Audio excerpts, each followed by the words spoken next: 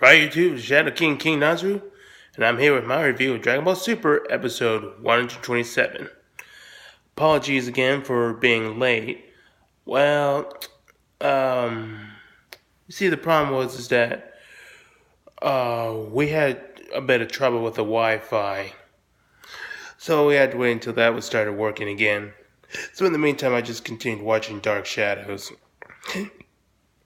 Also, I had to try to watch the episode again to refresh my memory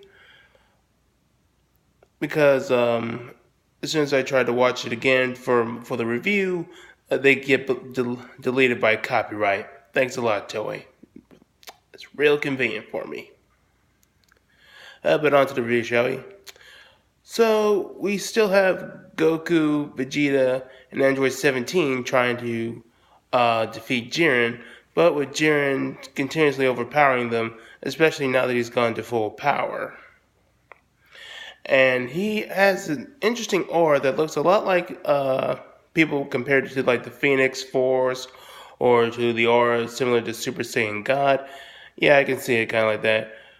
You know, at this point with Dragon Ball Super, I wouldn't be surprised if Jiren did have the power of Super Saiyan God. I mean, considering how Toyotaro and Toei decided to bring that back, even though that wasn't supposed to come back according to Akira Toriyama. But whatever. So they try multiple things. They try coming at him in group, try coming at him one at a time to wear him down, but none of it works. They even try fighting long distance, but with their strongest attacks, but he just overpowers them and leaves them severely injured, especially Goku and Vegeta. Which, now that I remember, Vegeta was said to have no energy after surviving his final explosion attack to defeat Toppo.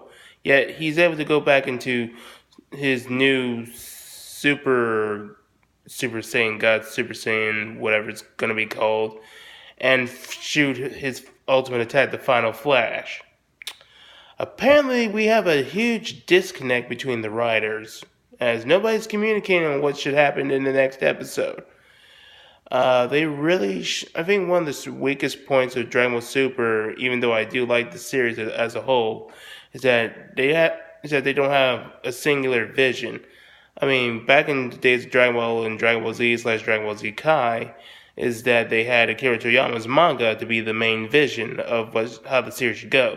But now they just only have Akira Toriyama's manuscripts, which only give like vague guidelines of what should happen, and they just have to fill it what's in. But they should have like a showrunner to talk to Akira Toriyama, have some questions filled, say which direction the series should go, and that will make this story more coherent and work better. Excuse me. Sorry, I had to clean my mouth for a bit. Sorry. But yeah. Also, Jiren just continues to overpower them. And before Jiren can finish them all, Frieza decides to intervene. And he appears to be livid, as he's just getting sick of all of the three Pride Troopers' best guys just continuously trouncing him. Well, technically it was two, because Frieza didn't fight Jiren up until now because he realized he didn't stand a hell of a chance against Jiren.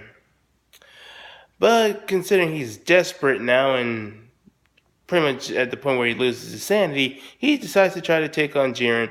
But Jiren just kicks him to a pile of rock floating in the air. And Frieza just continues to get more and more triggered by this. And he says, you know what, screw the rules. You deserve to be killed by me. Yes, he just quoted him what he said to Goku at the end of the Frieza saga, right before Goku fired the angry Kamehameha back at Frieza's face, and he just ended up floating in space until his fall. You know what happened in Dragon Ball Z. So Frieza decides to go golden and try to kill Jiren. Unfortunately, Frieza, you don't have money, so you are not able to screw the rules. You just So Jiren proceeds to remind him of that, punches him in the. A lot of people say it was the crotch, so it's funnier to think of it that way, even though we've never seen Frieza have a dick or anything. But let's just say he did, and then proceeds to punch Frieza into another pile of rocks, which ricochet him back to the floor. Frieza, you will take this L and like it, bitch. It feels so good to see Frieza lose. But then 17 starts to attack Jiren again, and he's able to even exploit a huge weakness in Jiren, is that when that even Goku starts to realize thanks to him, is that Jiren, while powerful and is a bit of a tank, he shares the same weakness as Goku, is that if he lets his guard down, he can be severely injured. So, which doesn't just apply to Goku, as Whis did say, no matter how strong you are, if you let your guard down, you're destined to fail. So the question is of getting Jiren off guard. And then Android 17 starts asking Jiren why he's fighting for this, and Jiren says that he has a wish and he wants to know what his wish is.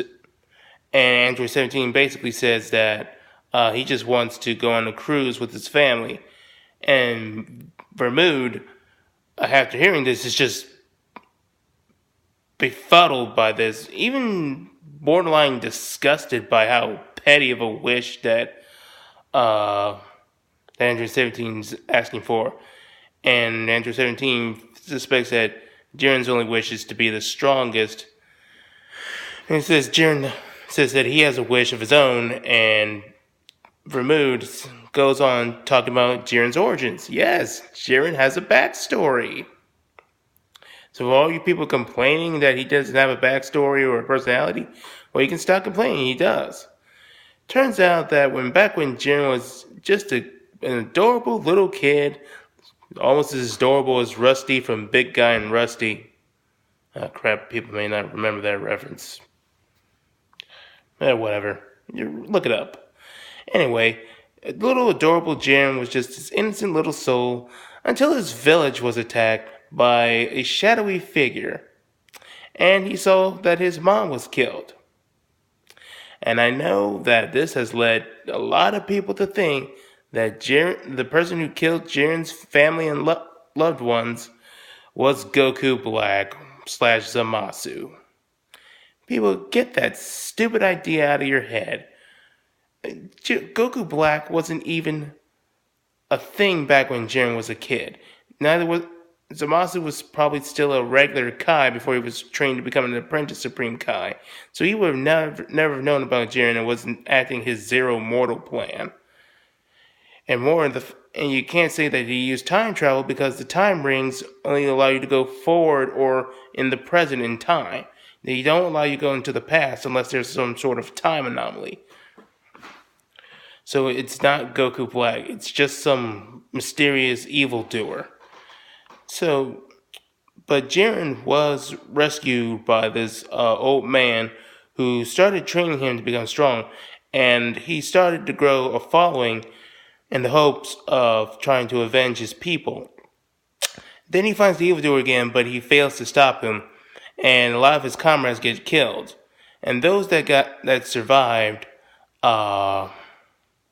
abandoned him. And this caused Jiren to become a bit of a loner and start to develop the mentality that all that matters is justice and strength. And if you have all those things, you can't be abandoned, you won't be disappointed. People will follow you and respect you for that, or something along those lines. So that's kind of become the basis of Jiren. He just feels that absolute strength leads to absolute justice. While I do admit this kind of story has been done before, it does work, and I do think this has a bit of that tragic aspect. And it also kind of reminds me of Luke Skywalker. Now let's just hope that Dragon Ball doesn't take after Disney and decides to ruin his character, a la Last Jedi. Yes, am aware of what happened in The Last Jedi, despite my saying that I dropped Disney canon back in The Force Awakens. But anyway, Android 17 decides to use this to take an advantage by saying that Jiren is actually, I thought you were just like this killing machine, but you're actually rather human. Which is kind of an interesting thing to say, as we kind of thought the same thing about the androids, but they actually turned out being rather human themselves. But Android 17 decides to take this tender moment and decides to strike a nerve by saying that Jiren isn't treating the Pride Troopers like comrades, but more like tools to his own ends. But Jiren doesn't like this, and he starts to get the upper hand on Android 17 and tries to eliminate him along with Goku and Vegeta. So it's up to Android 17 to form barriers to protect them. But Jiren starts to form a powerful ki blast and fires at them, which Android 17 has trouble barricading against. And out of options, Android 17 tries to make the ultimate sacrifice and blows himself up. Now, this was very tragic, and a lot of people said this was the greatest part of the episode, and I do agree. Though some people did say, how did Android 17 blow himself up when his self-destruct mechanism was removed back in the Cell Saga when Krillin wished for it to be removed from Android 17 and 18? You guys do remember that Vegeta used his ki to turn himself into a bomb. The same thing happened with Android 17. The only difference is that he wasn't durable enough to survive it. So after that, Goku and Vegeta vow to avenge Android 17 and try and take Jiren down. Oh no, the first half was a little weak because it was kind of getting repetitive, but they did start to learn more information on how to take Jiren down. The second half was much stronger. We got that funny part where Jiren pwns Frieza. He's practically Yamcha at this point. We did get to see the backstory of Jiren, which gets more understanding of his character and his motivation in this tournament. And we got the sacrifice of Android 17.